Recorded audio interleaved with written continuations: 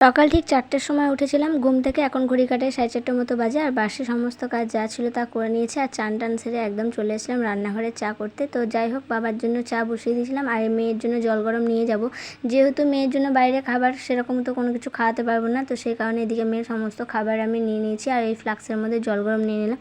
যদি ছোট ছেলে বুঝতেই পারছো, সব কিছু জোগাড় করে নিয়ে যেতেই হবে। তো বাইরে যাচ্ছি, অনেকক্ষণকার রাস্তা বলতে গেলে, আর আসবো কখন জানি না ঠিক। তো সেই কারণে এদিকে মেয়ের সমস্ত সব কিছু রেডি করে নিলাম। আর মেয়ে যেহেতু ঘুমোচ্ছিল, আগে আমি রেডি হয়েছি, তারপর ওকে রেডি করাবো, কারণ ওর শরীরটা সেরকম ভালো ছিল না। আর এখন ঘড়ি কাটে ঠিক 5:30। তো একটু তাড়াতাড়ি করেই বেরিয়েছি, কারণ ট্রেনের বুঝতে পারছো ট্রেনের ব্যাপার। তো একটু দেরি হয়ে গেলে আর মেয়েকে নিয়ে যেতে হবে অনেকটা রাস্তা, তো সেই কারণে এদিকে আমরা একটু তাড়াতাড়ি করেই বেরিয়েছিলাম আর চলে এসেছিলাম স্টেশনে। তো ভাবছিলাম ট্রেনটা বেরিয়ে যাবে, তো যাই হোক ট্রেনটা এখনও আছে আর বেরোয়নি। তো যাই হোক, এদিকে মেয়ে কিন্তু ঘ্যান ঘ্যান করছে, ওর শরীরটা কিন্তু একদমই। প্রথমে ভেবেছিলাম যে যাবো না, যদি শরীরটা ঠিক থাকে তাহলে যাবো। তো ভোরের দিকে দেখেছিলাম জ্বরটা অনেকটাই কমে গেছে, তো সেই কারণে মানে হঠাৎ করে তাড়াতাড়ি করে রেডি হয়ে নিয়েছিলাম। তারপরে এদিকে স্টেশনে এসে দেখছি অনেকটা আবার জ্বর এসছে আর শরীরটা সেরকম ভালো নেই বলে ঘ্যান ঘ্যান করছে আর একদম চুপ করে গেছে।